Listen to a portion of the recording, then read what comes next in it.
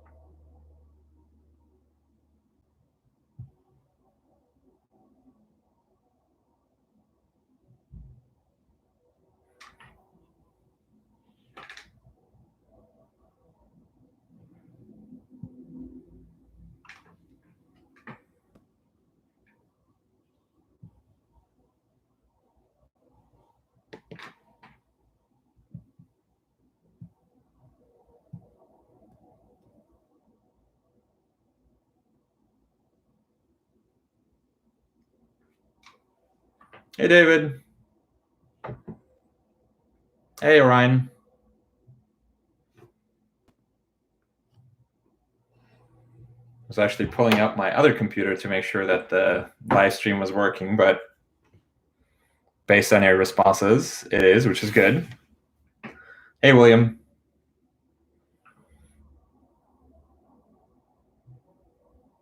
I assume you can hear me okay? Perfect. Thank you.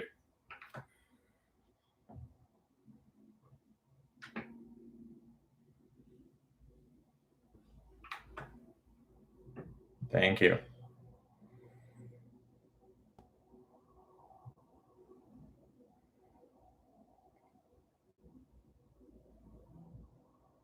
Hey, Hans.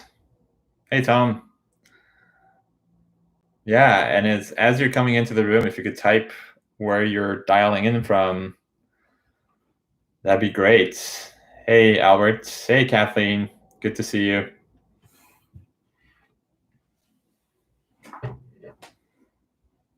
Hey, Mark. Welcome. Awesome. So we've got Iowa, Scotland, New York, New Zealand, Oregon, San Diego. Shiva's from DC. Kira in New York. Susanna in Oxford. William is in Pennsylvania. Lise is in Olympia. Albert is in the Netherlands. That is amazing. All over the world. Judith in the Dominican Republic. Hey, Judith. Good to see you again.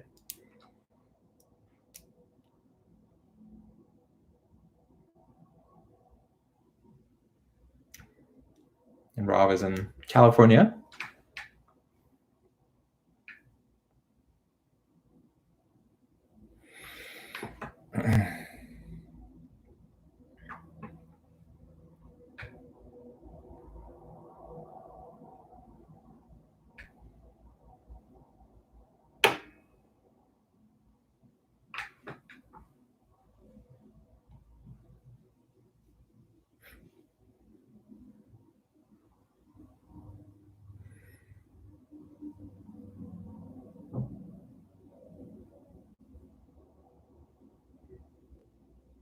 Hey, Annie. Hey, Laurent. Hey, Jay.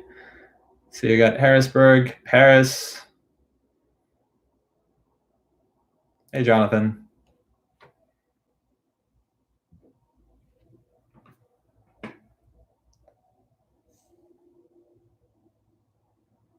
All right, let's just wait for one more minute.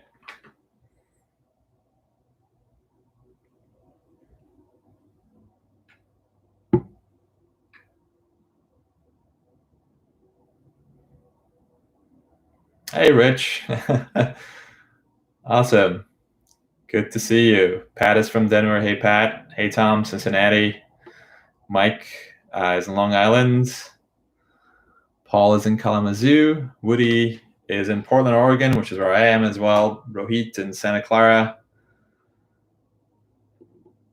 Yeah, glad you received your print copy, Kira. Hey, Mark. Yeah, I was really grateful. I was concerned that the books would not be delivered on time last week, but thankfully, in the US, they were delivered on time. There were lots of problems in the UK, particularly with the Amazon orders. But all of the books came in on time in the US, which was wonderful. Annie's in Chicago. Hey, Annie. Ann Arbor. And then we have Paul in North Carolina.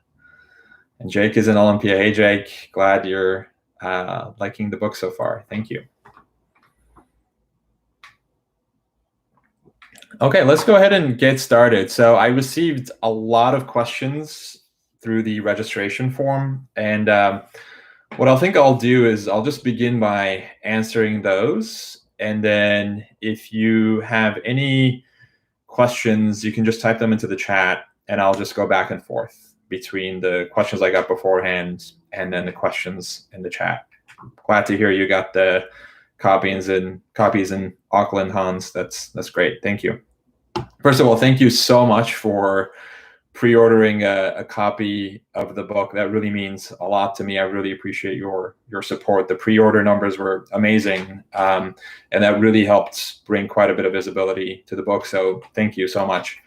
I hope, first of all, you're doing as well as possible, considering the circumstances, that you and your loved ones are healthy, happy, and safe.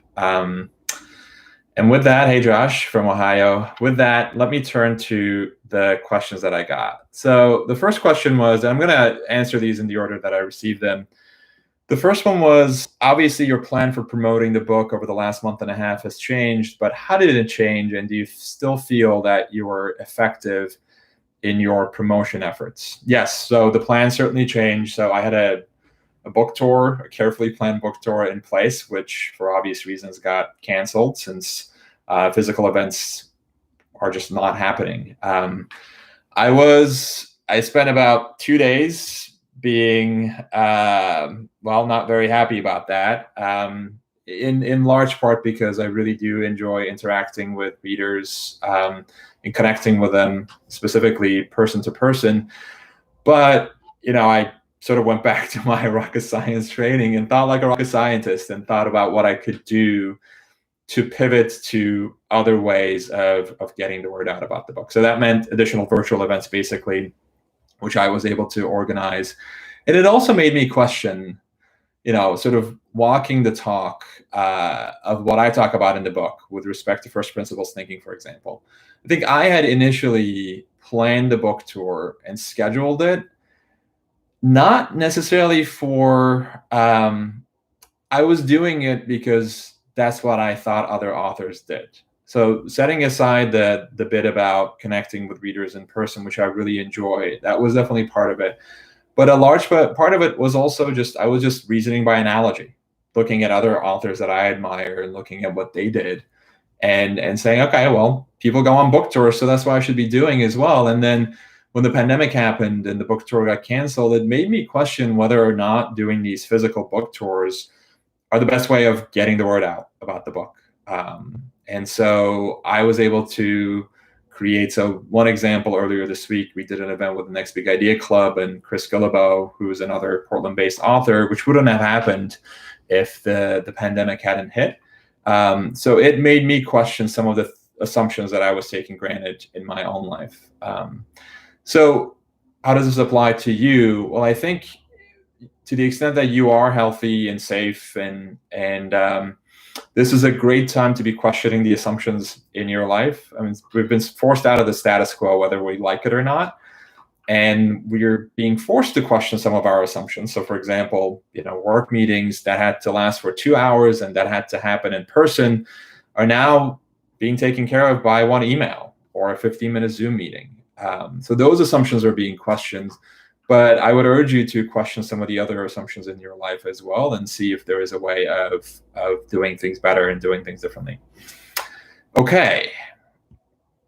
How do we know our passions and how do we make them into a career? I don't love the word passion. I think follow your passion, which you hear a lot in commencement speeches, usually is bad advice. And it's bad advice because people don't know what their passions are. And passion is such a powerful word. And I hear this a lot from my students. They come to me and say, well, I want to find a job that I'm passionate about, but they haven't really defined what their passion is. And so the word that I found more helpful, at least for me, has been curiosity. What am I curious about? And then following that, as opposed to trying to figure out what your passion is. So that's part of the equation is, what are you curious about?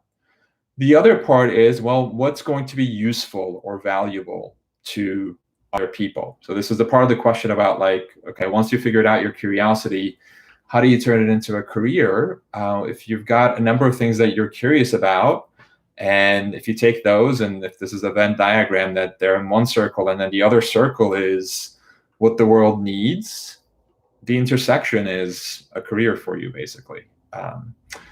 And this, by the way, is also another time to be asking both of those questions. What am I curious about? And what does the world need right now?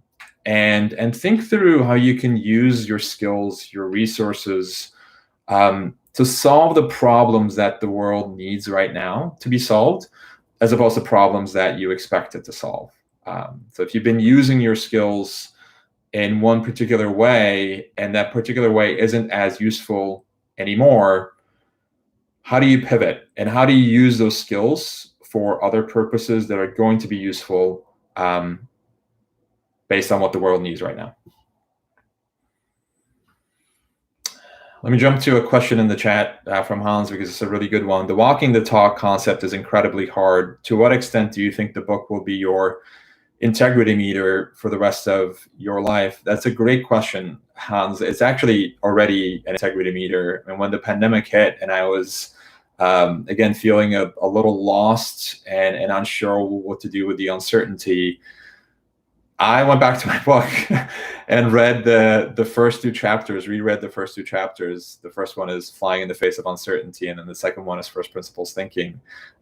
Because, writing about these concepts doesn't mean that I am amazing at applying them. Sometimes I lose sight of even what I write about. And so the book is now, well, there are a bunch of copies over there, but I've consulted it now more than once since the pandemic hit. Hey, Sam from Chicago, welcome. What is your ideal job / role in 5 years? I don't do 5-year plans. So I actually don't think that far ahead. I'm always curious about maybe what's going to happen in the next few weeks or next few months, but I don't do 5-year plans, just because, I mean, what I might be thinking about is probably going to change. It's definitely going to change in 5 years, and it might even become obsolete. And I'm going to change in 5 years. I'm going to be a very different person in 2025 than I am right now.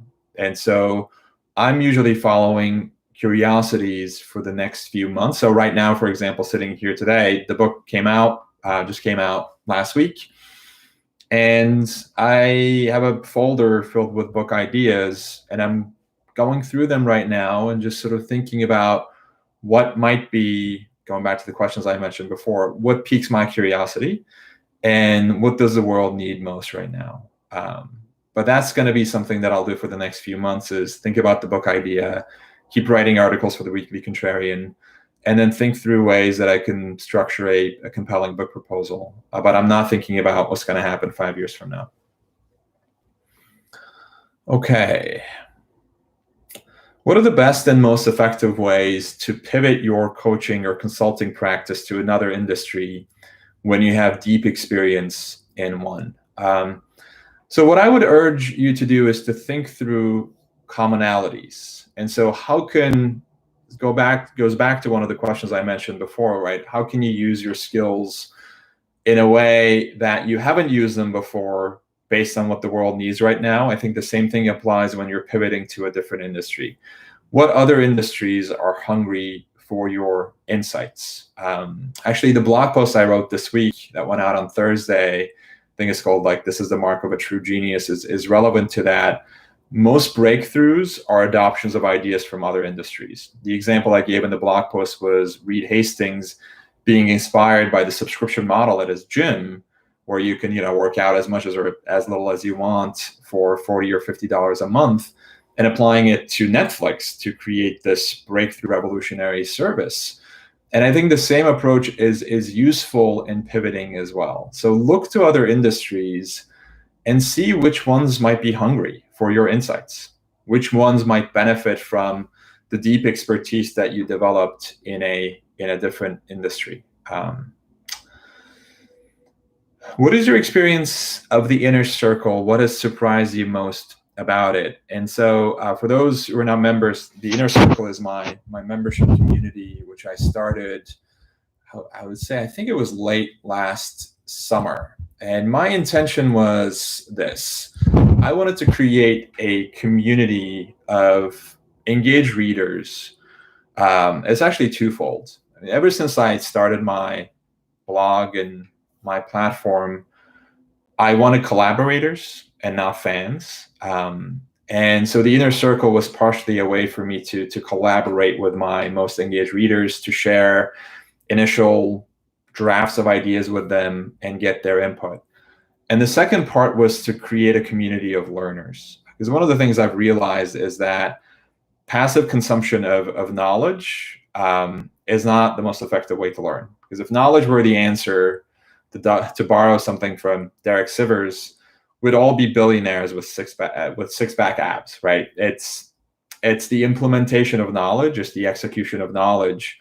That's how you learn. And you'll learn in this community, which is what I try to create with the inner circle, where you actually come in and you take the ideas, you apply them, and then you share what you learned with other people. You share your challenges with other people, and then you exchange feedback with them. And so that was my intention. And what has surprised me most is how quickly that community developed. I think we've got members, the last time I checked, from over 20 countries. And it's just been incredible how supportive people are of each other, and how insightful their feedback has been to help others from very different walks of life in their journeys. Because we're all, in the community, like-minded people who are interested in reimagining the status quo in some fashion. Our backgrounds are really diverse, but the mission is very similar. And so it's been so fulfilling for me to see that very robust community develop. Okay, let me go into the chat here to see, to take a few questions here. Thank you, Hans, for your kind words. I really appreciate that. Kira's asking about Stoicism, and it also relates to a question that Jonathan is asking as well. To what extent has Stoic philosophy influenced at all your worldview? If not, what do you think of it as a life guide? Is there a religion or religious practice that informs your work or thinking? So the answer to the Stoicism question, I really enjoyed Marcus Aurelius' book, Meditations. When I read it, must have been 5 or 6 years ago. And it's one of the books that I have revisited over the years. And the primary message that I've gotten from that book, and there's so many messages to get, is that often you can't change. Let me take a step back. You're better off focusing on the things that you can't control and forget about the rest. And so I think so many of us, right, wishes that this pandemic hadn't happened, but it did happen. And wishing that particular reality to be otherwise is profoundly unproductive. What we can do is to look within and ask, okay, well, I can't change that, but what can I do in response? Focusing on the behaviors, the actions that you can control. How can I solve the problems that the world needs solving right now? And that was actually, going back to walking the talk here, that was what saved me from this canyon of despair that I initially found myself in when my book tour got canceled, was going back to that Stoic principle of focus on the things you can control. So what can I do given what happened? How can I think like a rocket scientist and create new and original and creative ways of getting the word out about the book that I hadn't thought about before? So in that sense, it's been really influential to me.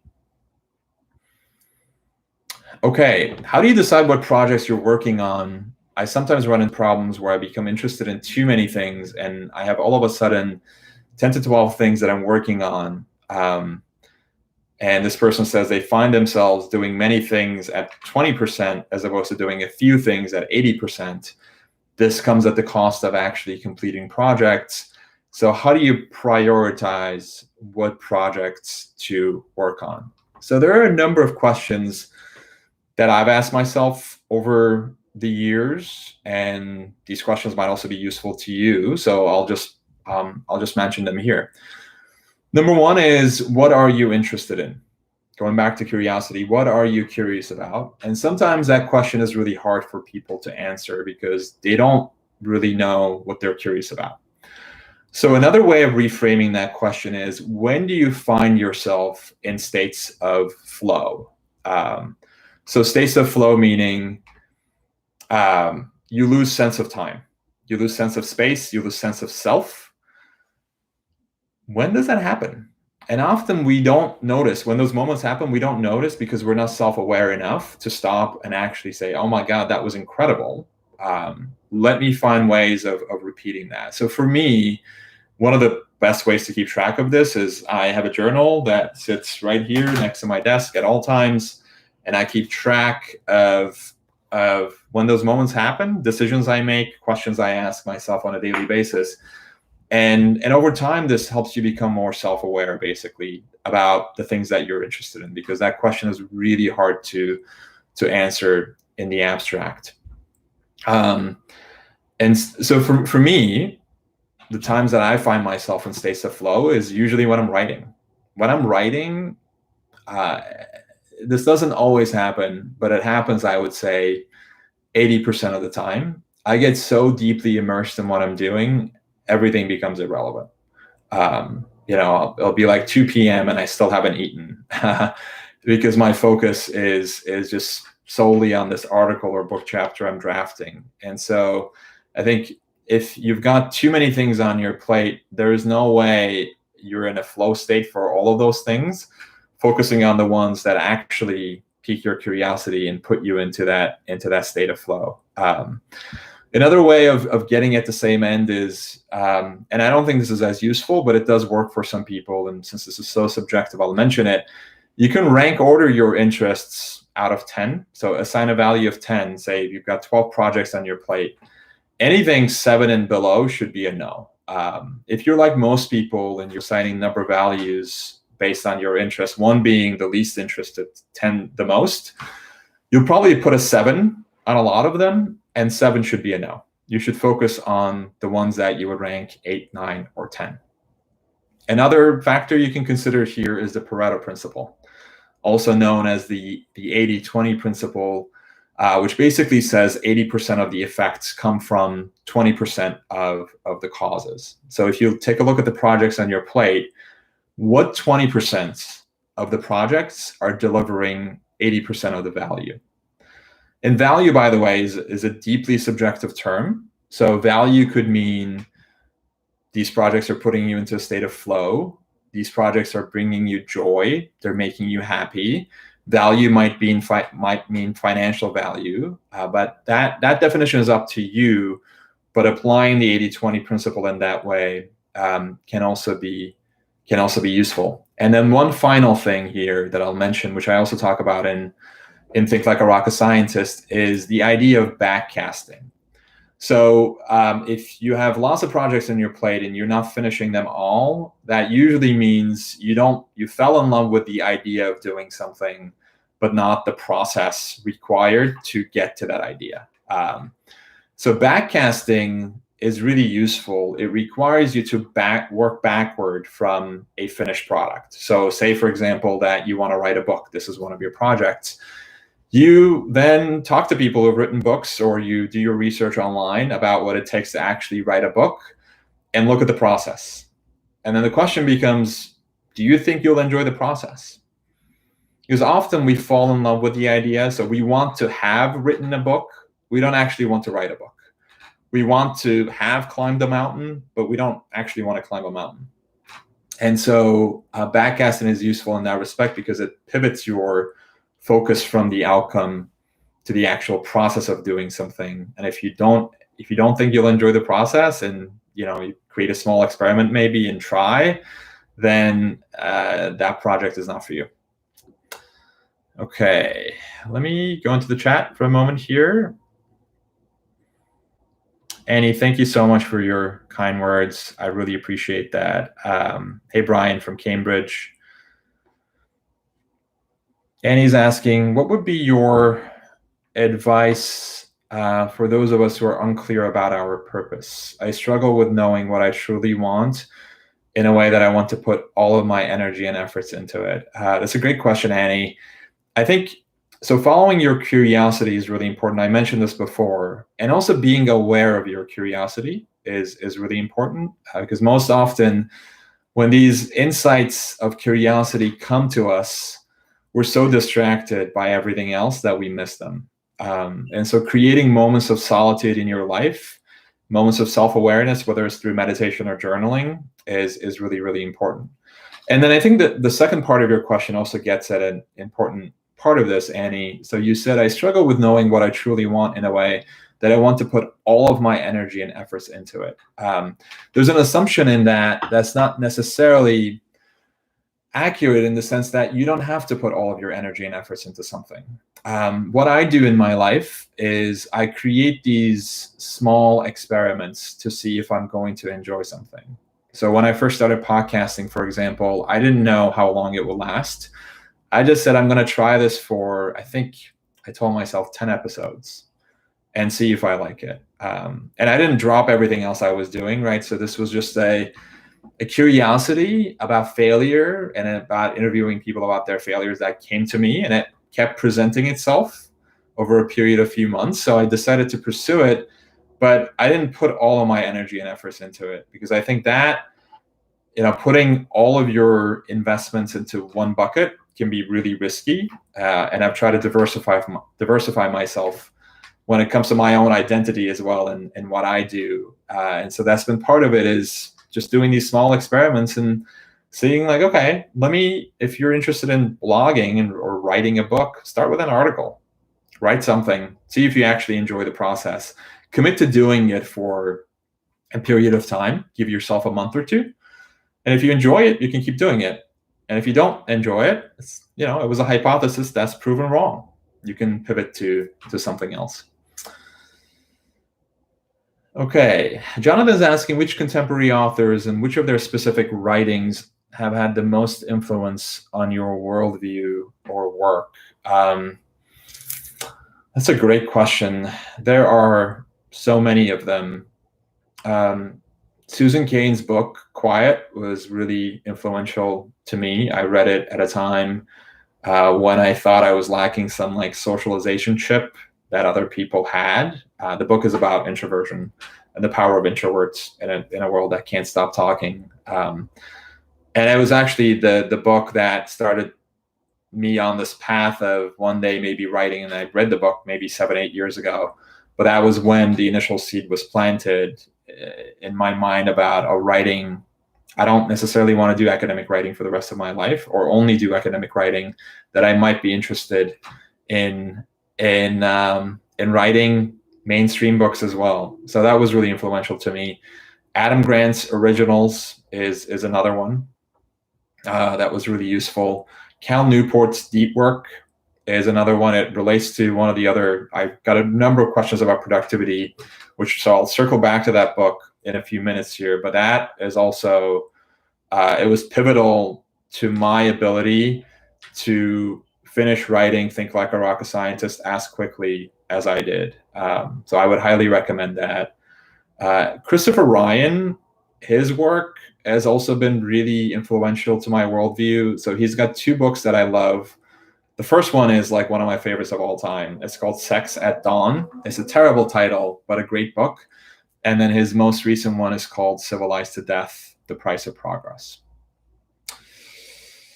Okay. Hans is asking, on your writing process, do you write your basic or first drafts on paper, or do you use word processing? What stokes your creativity and flow more effectively? So So this goes back to some of the productivity stuff, but I'm happy to start here.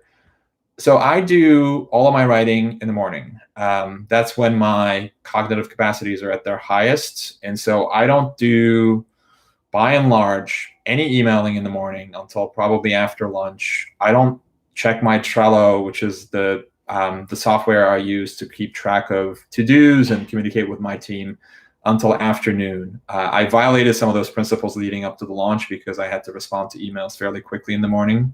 But when I was writing the book, that was the schedule. It was deep work in the morning, and then more shallow work in the afternoon. When I write, I use a functionally limited Chromebook. So I bought the book solely with it was like a fairly cheap laptop, basically, and I use it only for writing and nothing else. Because I am prone to getting distracted just like everybody else is. And so I wanted to get a tool that I would use solely for the purpose of writing. And that's what I use to write the book. And that's what I use to write the blog posts. I do sometimes write longhand. So I have a fountain pen that I love and a notebook. And so I'll sketch out, especially the initial versions of an idea, longhand on paper. I do find that there's something about longhand writing that typing on a computer can't quite capture. And it's especially useful when I'm first sketching out an idea. And so I also do that as well. Another favorite writing tool. Okay, let me go back to the other questions here. When you look back a year from now, what do you want to see, feel, be able to say about your life, and or anything broader? I think about my life, I want to be able to say that I lived my own truth and not somebody else's. This is something that I've struggled with for most of my life, and it's one of the reasons why I write about nonconformity, reimagining the status quo, because it's self-therapy in many ways. I grew up in a very conformist culture. When you were constantly concerned about what other people thought of you, our education system was really, really conformist in many ways. So I have this deeply ingrained cultural programming to do as others are doing, to look to other people, and my inner contrarian, I think, emerged as a result of that in many ways. But I still have to fight the tendency to crawl back into that conformist skin. And so one of the things that I look at is, can I say at the end of a year that I lived my own truth that year? Did I make up my own rules as opposed to copying somebody else's? And that's a question I ask myself on a regular basis.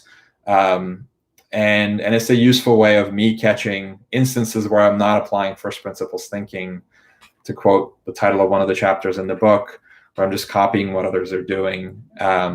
It's sort of like that Mark Twain quote, whenever you find yourself on the side of the majority, it's time to pause and reflect. And so when I find myself not living my own truth, it's time to pause and reflect. How do you handle the financial implications of changing your career so dramatically? So I've always had a margin of safety in place. Going back to one of the questions that Annie asked, I don't usually jump off of a cliff when it comes to these career-changing decisions. I'm placing small bets and creating small experiments and then adjusting as I go. So, for example, before I made this huge pivot from astrophysics and rocket science into law, I didn't just go to law school. I took a law class that was taught by a law professor, where he actually used the Socratic method and the case method that law professors use to see if I would like it. I worked at a law firm for a year before I actually made the leap. And so the financial implications for me haven't been huge because of that, because I'm not quitting, quote unquote, my day job to do something else. I'm just placing these small bets to see what works, if those things can hold my interest long enough, and if those things are valuable to other people. And I think that's the best way to to prevent any significant damage to your bottom line is to place small bets and not just quit everything you're doing on a whim and go do something else. What changes would you make to the book for a post-COVID-19 world? I actually don't think I would make any changes to the book. I wrote the book to be evergreen, and I think the book, particularly the first two chapters, have become particularly relevant in the wake of the crisis because rocket scientists have to deal with seemingly insurmountable challenges while the clock is ticking on a daily basis. And a lot of what they do, I think, applies to a post-COVID-19 world. So I don't think I would change. I don't think I would change anything in the book. And relatedly, another question is about how we can best apply the concepts addressed in the book to the current events. I would read the chapters particularly on uncertainty, first principles thinking, and reframing problems to generate better answers are especially relevant today.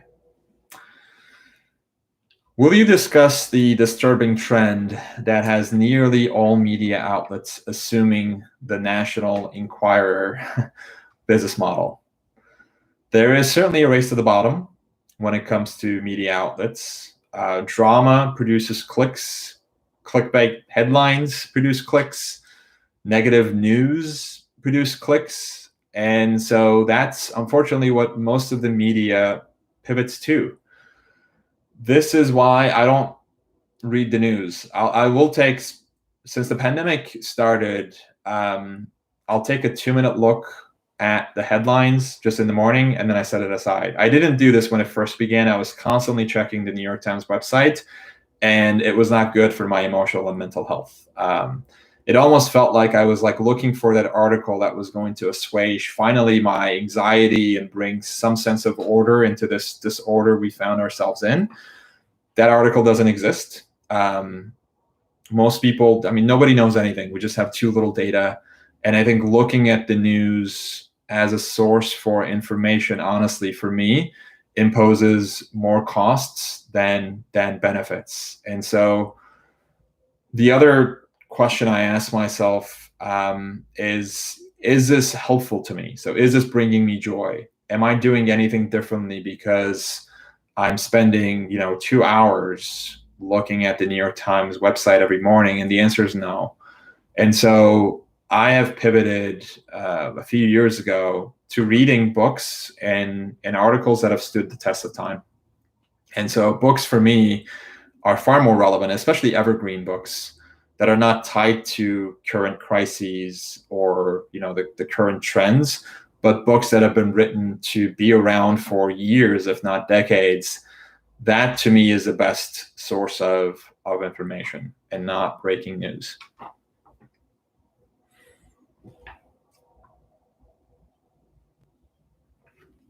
Rob was asking, can you share more about the Inner Circle? Is it a Facebook group or some kind of forum hosted on your website? It's hosted on the website, and I'll just type the URL into the chat here. It's ozanbarol.com/membership.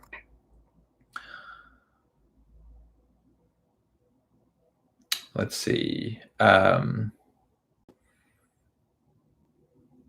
there any artists that have influenced your work? Yes. So one of the things I love doing, which goes back to the idea of combinatory play and getting ideas from different industries, is reading about how other creatives, not necessarily authors, but other creatives approach their work. And that's true in the context of art.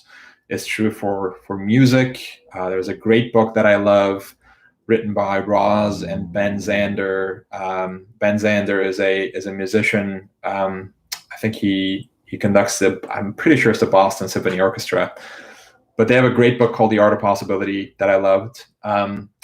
One of the other sources that I'm loving, at least recently, I made a reference to it in a recent blog post, is The Director's Chair by Robert Rodriguez. You can find it on iTunes, but he interviews movie directors about their work. And it's been so much fun to watch, to get these insider look at a film director's creative process, because it's just so different, seemingly different at least, from the world that I operate in, but some of the same principles apply whether you're talking about drawing, music, writing, or making a movie. I love the episode with Quentin Tarantino. There's actually 2 episodes on there. I would highly recommend you watch them, because Quentin Tarantino is such an unconventional director in so many ways.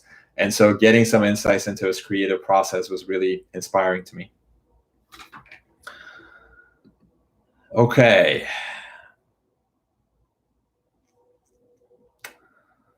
What's the number one self-imposed obstacle to productivity and efficiency? I think in today's world, the answer is distractions.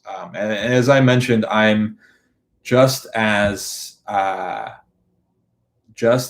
prone to falling victim to distractions than anybody else. I have the same tendency. If my phone is on my desk, I am going to take a look at it. I'm going to take a look at the notifications. So instead of trying to change my own behavior, what I've tried to do is to change my environment in a way that's going to prevent me from falling victim to some of these distractions. And so one of the things I mentioned when Hans asked me about my writing process, the functionally limited Chromebook, I got it for that purpose, because the Chromebook, I don't use it to do research. I don't use it to check email. I don't use it to surf the web. It's only for writing. And so that I found really important. My phone, which is on my desk right now, it's usually not on my desk. It's downstairs in our living room on airplane mode. And I try not to check it constantly. If it is on my desk though, I will take a look at it, which is why I usually don't put it on my desk.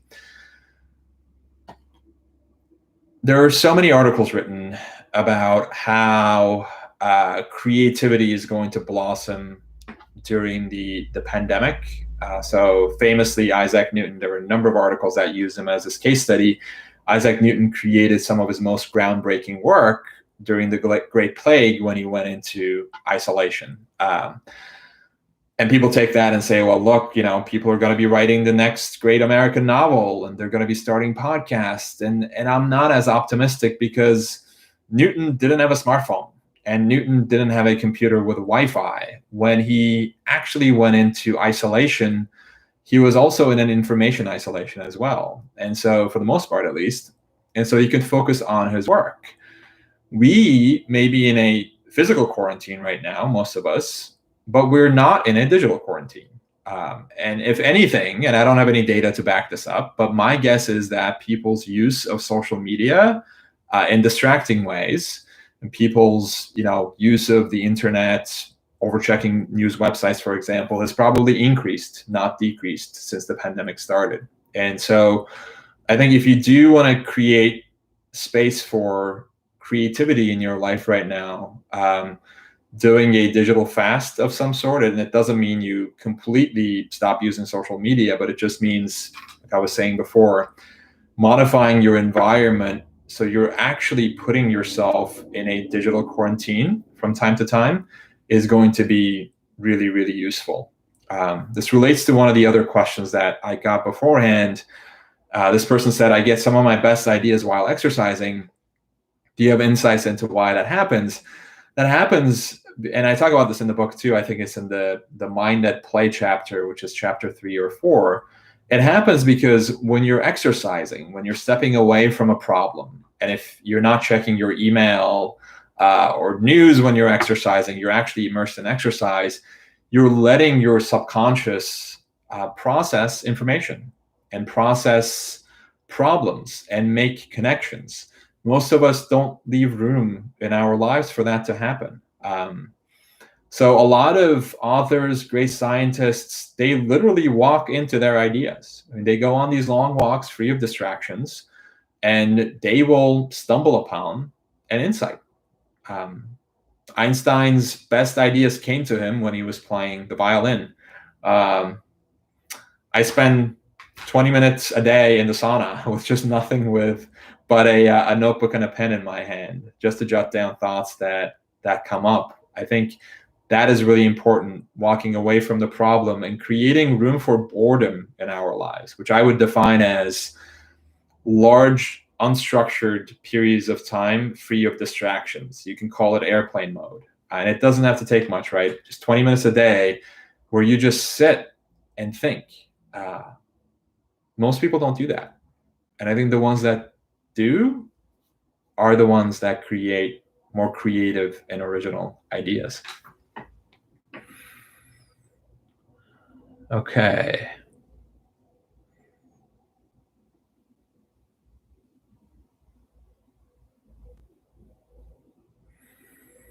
All right, lots of questions in the chat here. David is asking, what is the wonderful artwork on your wall? I don't have a good answer. I got this. I was looking for an astronaut painting, and I found it online.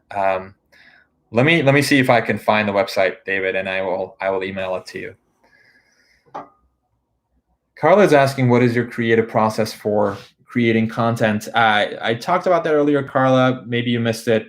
I will circulate this recording, by the way, so you can go back and take a look at that. And have you had a mentor through this process? So yes, most of my mentors, though, I have to say, have been books.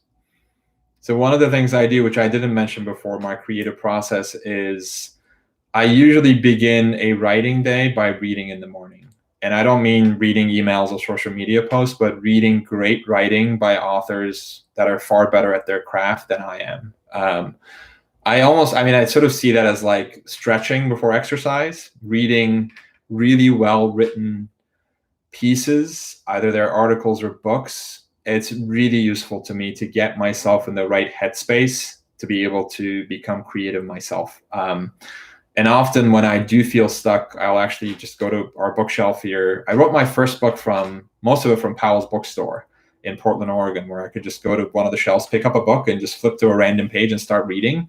And inevitably, I would like see a sentence that would spark some insight in my head. So a lot of my mentors have been books. I have had certainly actual mentors as well. And the person who's been most influential and most generous to me, there's so many of them, but if I had to name one, it would be Adam Grant, the author of Originals and Give and Take. There's a paragraph dedicated to him in the acknowledgments section of the book. In his first book, which is called Give and Take, he basically talks about how giving is a secret to succeeding in life, and most of us don't give. He really lives by that principle. I mean, he is a giver like I haven't seen anybody give. And he is the one who introduced me to my literary agent.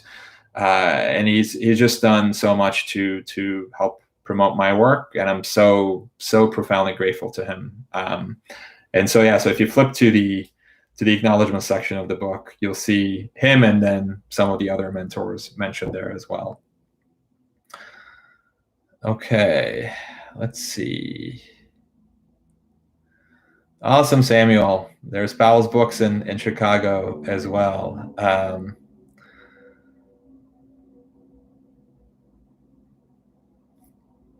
All right. Let's see. JP is asking, your book is fantastic. How much primary research did you do in preparation for the book? How difficult is it for you to get people you don't know to talk? So I did most of my research for the book was secondary research, meaning I went to other books, other articles that already existed, and then to fill the gaps, I went to primary sources and actually conducted interviews with people, and most of their names, a lot of them wanted to remain anonymous, but most of their names are in the acknowledgement section of the book. And then JP is asking, how difficult is it for you to get people you don't know to talk? It can be quite difficult. And I ran into the same problem with inviting guests to my podcast as well. When I first started out, I would say I would get responses to 20% of my requests. With the book, it was a little bit higher just because, I already had a book deal and the person I was interviewing with, I would mention the name of the publisher. And so that was easier. But the podcast, I think I've had a lot of difficulty in getting people, particularly when I was first starting out, and getting people to write back even. And I would say my batting average was like 200, so 20%. It increased over time. But even today, I would say it's probably 50%. So don't be dismayed if people you're reaching out to don't respond. It happens to everybody. Okay, Najib is asking about the LSAT. How did you put yourself in immersion mode?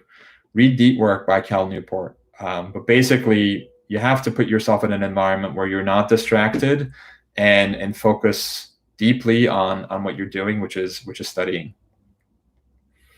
Kira's asking, how can we help you from here? I think the thing that you could do. First of all, thank you, Kira, for asking that question. Is if you enjoy the book, please recommend it to other people. And this could be as simple as a text message saying like, I read this book, I loved it, I think you would enjoy it too. That goes a really long way. This was related to one of the questions that came up, but I think one of the positive things that I hope will come out of the pandemic is the power of peer-to-peer engagement. We depend on each other. And so I don't like making predictions about what the post-pandemic world is going to look like because honestly, I don't know enough. And anyone who claims otherwise, they're just guessing. Predictions I tend to shy away from because there are a lot of questions asking me to predict what the world is going to look like 2 months from now, 3 months from now. I don't know. And I honestly don't think anyone knows. But I have hopes. And one of the hopes is the power of community and the power of peer-to-peer engagement. The idea of I am my brother's keeper and I am my sister's keeper. And that we don't need heroes in the traditional sense, and we don't need big organizations to come in and step in, but we can actually help each other out. And we're seeing this in our neighborhood. I mean, we've gotten so many calls from people, text messages.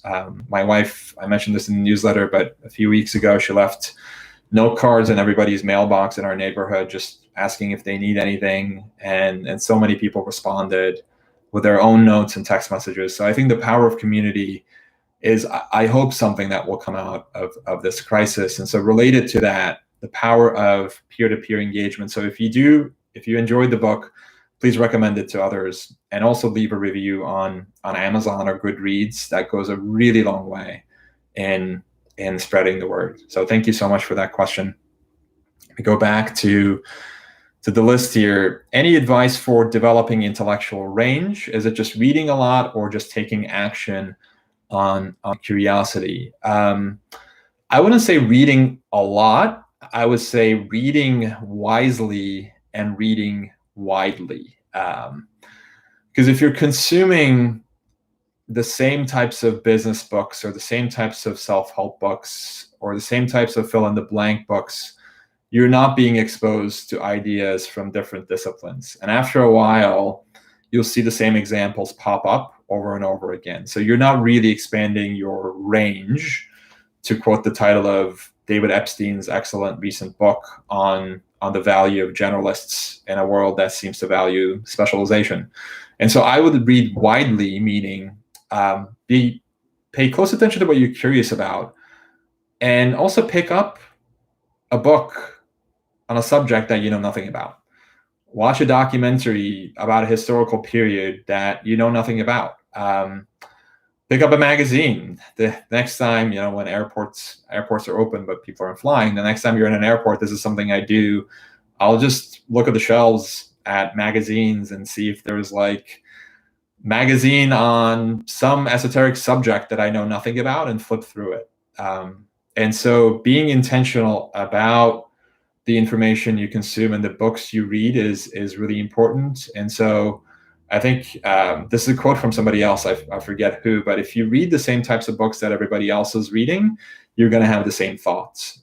And so the goal is to expand your range and delve into fields that you know very little about. Okay, let's see. Thinking like a rocket scientist and our society's obsession with productivity. How did the two mesh? An example is David Allen's Getting Things Done, GTD system.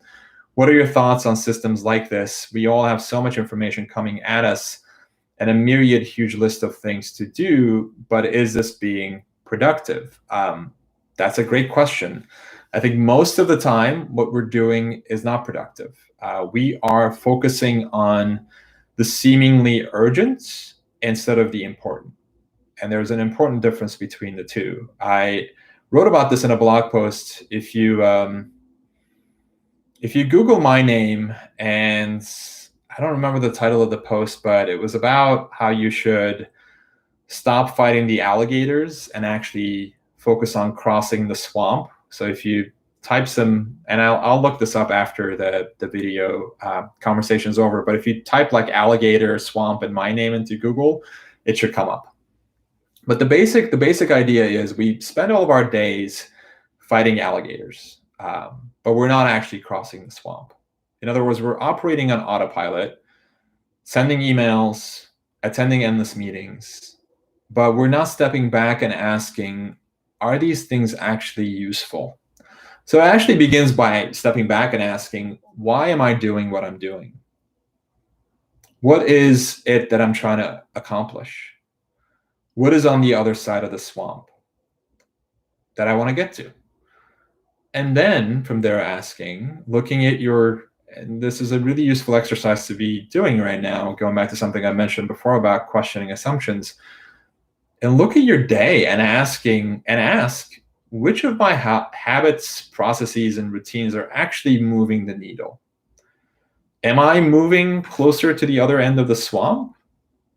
Or am I just sitting in the swamp and fighting alligators?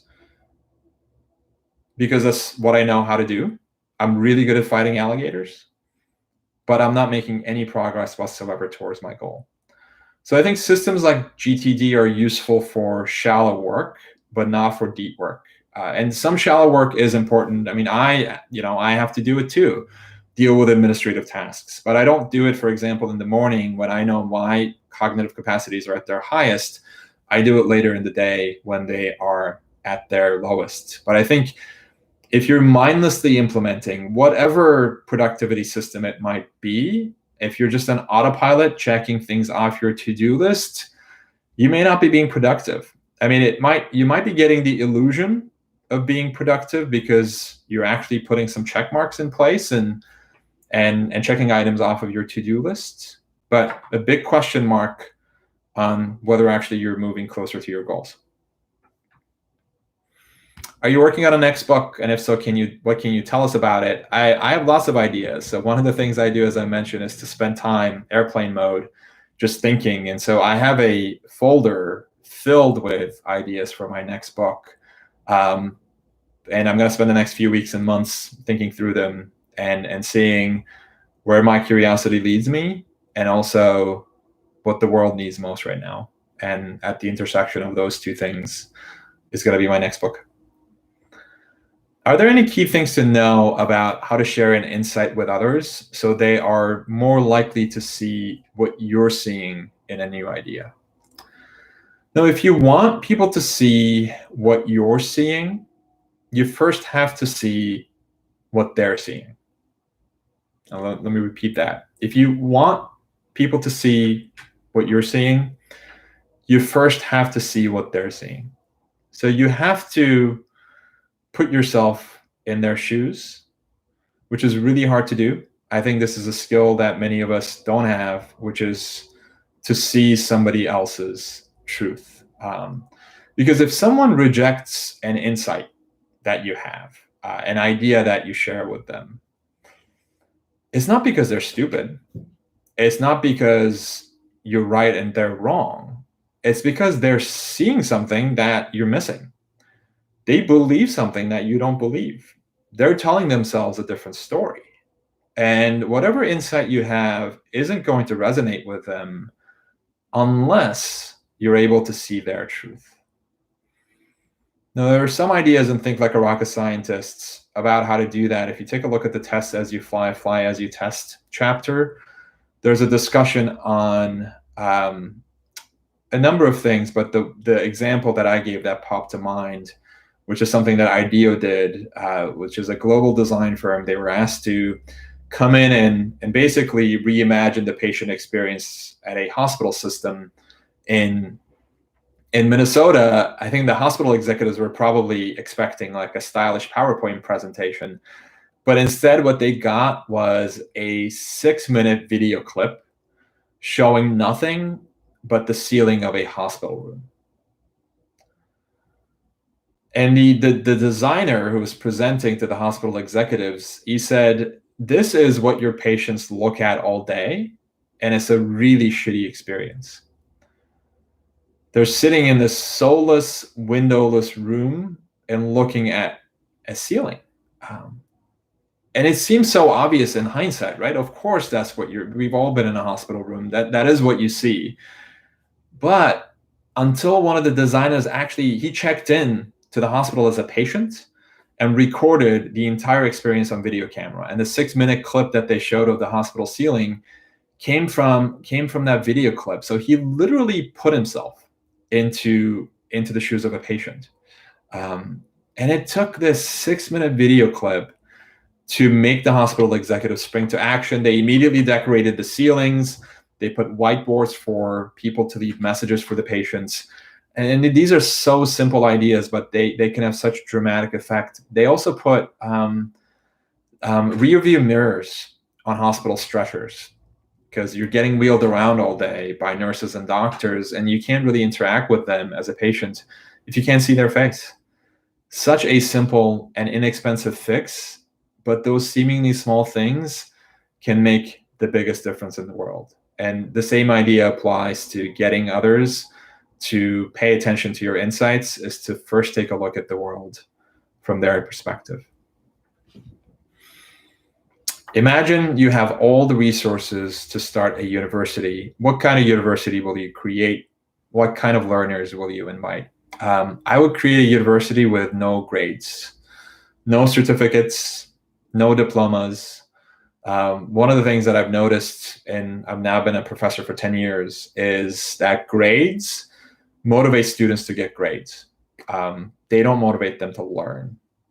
They're concerned, understandably, because their entire work is based on this grade, which in turn influences their employment prospects. All the questions I get, especially leading up to finals, is this going to be on the exam? How are you going to ask about the subject on the exam?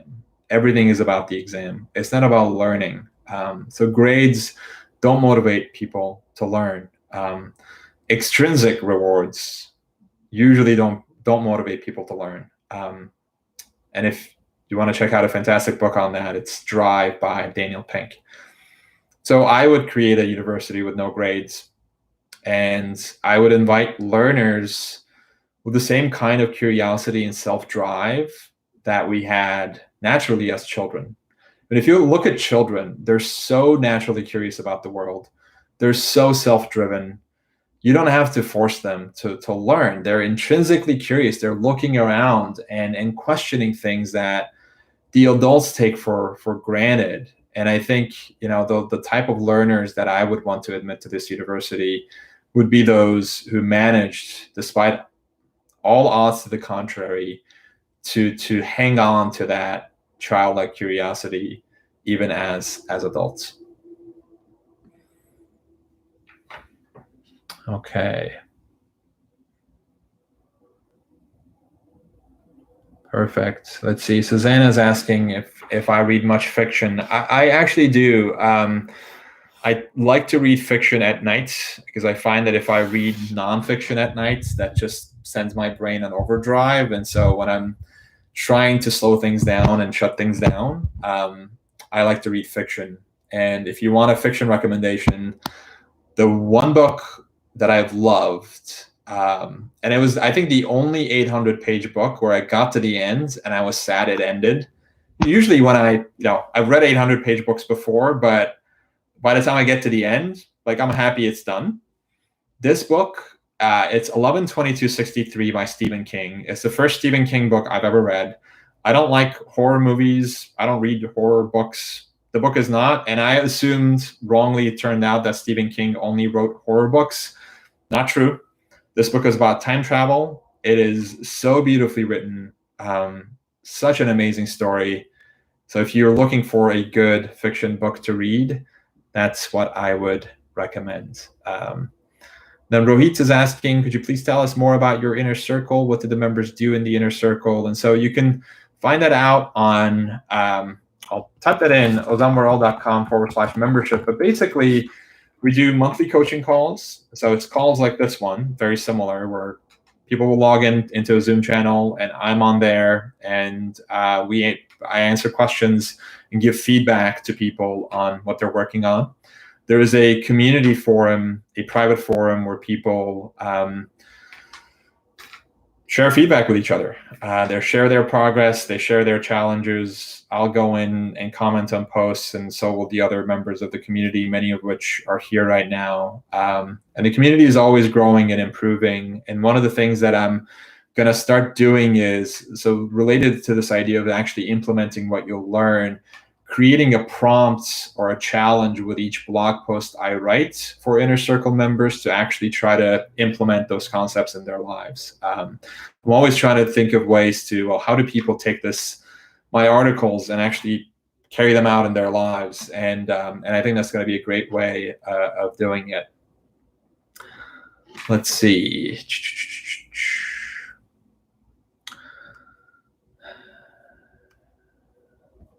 I may have missed some questions in the chat just because a lot came in.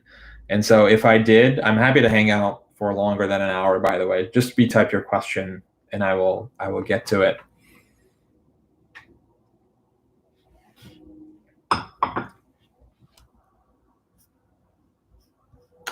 Let's see.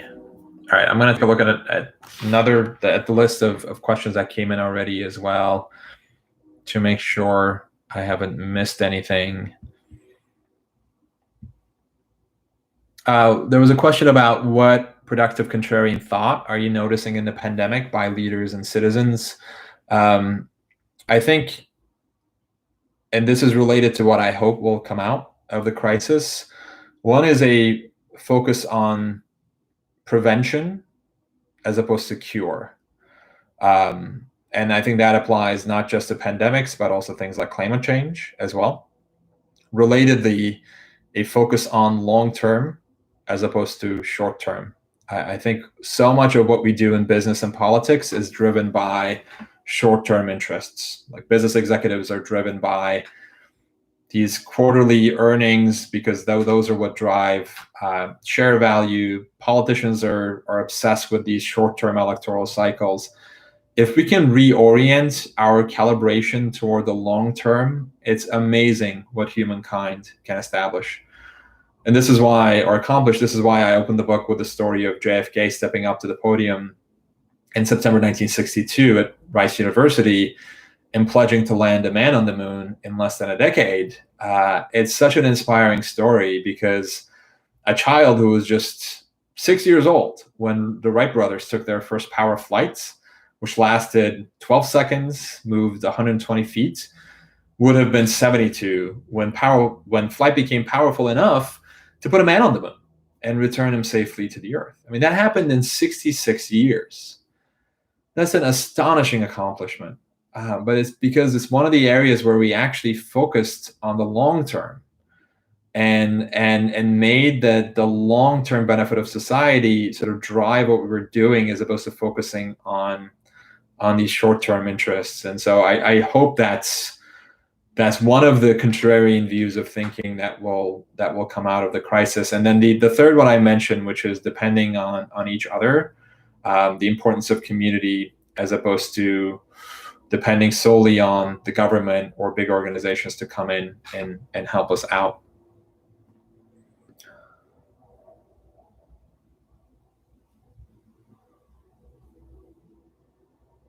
All right, let's see.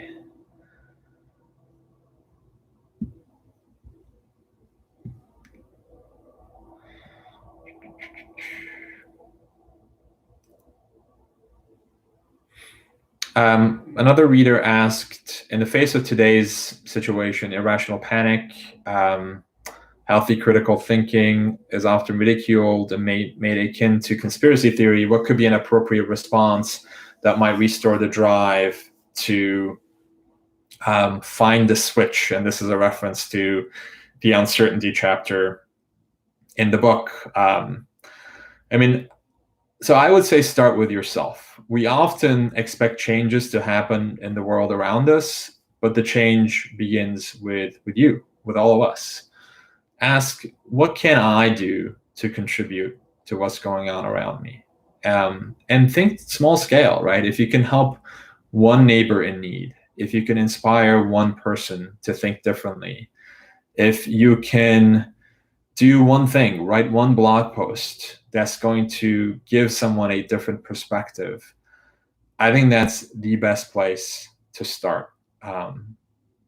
Because a lot of these changes, and I get so many of these questions, particularly following talks that I give in corporate audiences, is, the goal is, how do we create this massive change at the organizational level? And it often just begins with you, on your team, creating small scale changes that will then have ripple effects. And so I think that's the best way to, quote unquote, try to look for the right switch in these dark rooms that we're operating in, is start with the switch, the light switch in your own living room. Okay.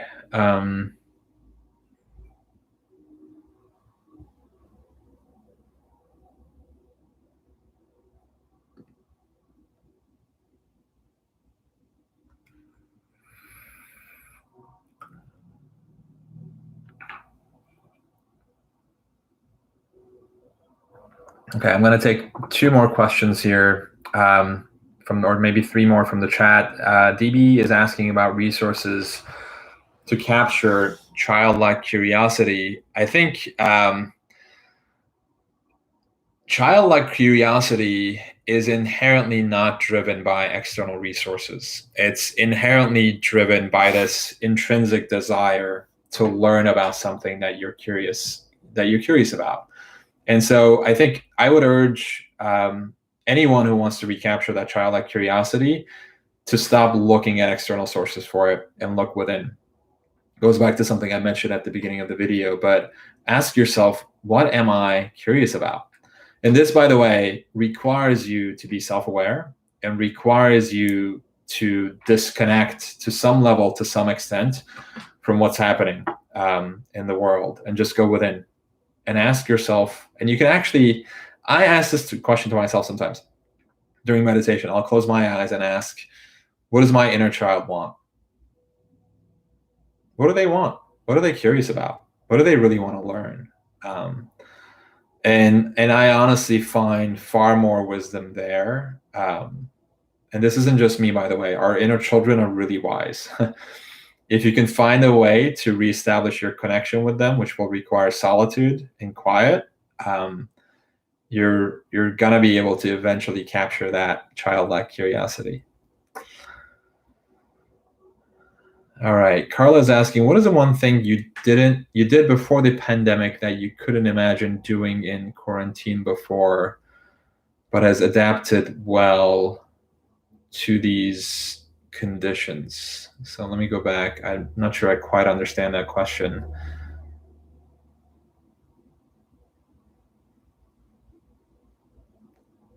Yeah, I can't think of anything, Carla. If anything pops up, I will let you know.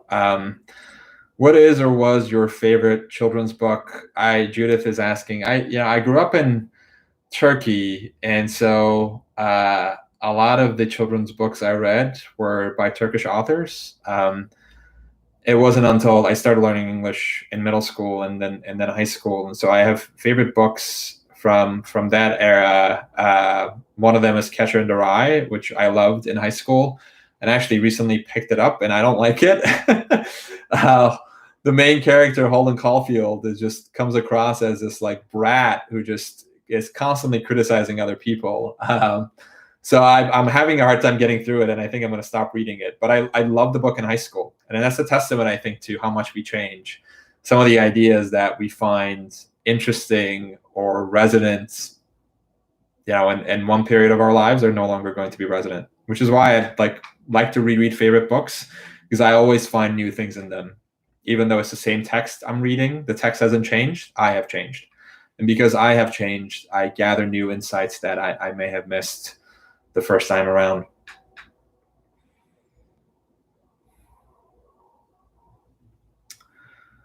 Okay, Paul, you ask a great question, and I'm gonna wrap this up with this particular question here. So this pandemic, like most major world events, has turned so political. How can I help my family and friends to drop their political bents and see the crisis from an objective point of view? This is a really great question, and I don't have any easy answers. Because I think part of the political bent, I think part of the obsession with that political bent is coming from the fact that we're operating in these echo chambers where we're following news outlets that only broadcast news in the same political frequency for us. So if you're a Republican, you're watching Fox News. If you're in the US, if you're a Democrat, you're watching MSNBC. We're following people that think like us on Twitter. We're friending people that think like us on Facebook. And so, one of the things that, and if you do find yourself in the situation, one of the things that are really useful actually would be to expose yourself to points of view that you don't agree with. But then how do you get other people to see the light and look past the political bent? One strategy goes back to what I talked about before, which is look at the world from their perspective. Why are they adopting a political bent? And start from there. And then two is to find common ground and find common humanity. I'm going to write a blog post about this, but it's called the principle is called widening the circle. So if you're finding that political bent or political ideology is coming in the way of change, then point out common ground, so similarities, and usually stories that appeal to people's common humanity are the best way to do that. Pointing out ways, and if you want some examples of this, look at President Obama's, then he was running for the US Senate, but his speech before the Democratic National Convention in 2004 is a textbook example of how to widen the circle and create common ground between what he called the blue states and the red states. He listed a bunch of things that both blue states and red states believe, and he did it in such a compelling way that his speech became just incredibly influential to his later rise to become the president of the United States. Another one is from a very different source, is Joaquin Phoenix's Oscar acceptance speech from this year, which I'm going to quote in the article I'm writing. And if you're in the inner circle, you already saw this. But he's vegan, and instead of adopting a divide and conquer strategy, he basically adopted in the speech, he appealed to common ground that the vegan community has with other groups fighting sexism, fighting racism. And he basically said, and I'm not doing a good job with this because I'm just paraphrasing his very eloquent speech. He basically said, we're all fighting the same thing. We're all fighting against the subjugation of, or the dominance of one species, one race, one gender over the others. That's a way of widening the circle and appealing to our similarities. And Martin Luther King Jr. also did a great job of doing this. And so that's what I would try to do if you're finding that political ideology is getting in the way of meaningful conversation and change, is to find common ground and appeal to that. And look at the world from their perspective too. That's really important. All right, everybody. Thank you so much. We went 15 minutes over, but this was so much fun. Thank you so much again for ordering the book. Really, really appreciate your support. And again, if you enjoy the book, please recommend it to others. Leave an honest review on Amazon. That goes a really long way in spreading the word. And I will see you every Thursday, as always. And those of you in the inner circle, I'll see you on the video calls and on the forum here. Jonathan is asking, who to you is the best writer among the current Supreme Court justices? Chief Justice Roberts, definitely. He's a great writer. And when I taught legal writing, I was using examples from some of the briefs that he wrote as an attorney. He's wonderful. And another writer who's not currently on the Supreme Court, but whose writing I really admire is Justice Jackson. Read his concurring opinion in the Youngstown case, the steel seizure case. It's a masterclass in good writing. All right, everybody. Thank you so much. Talk to you soon.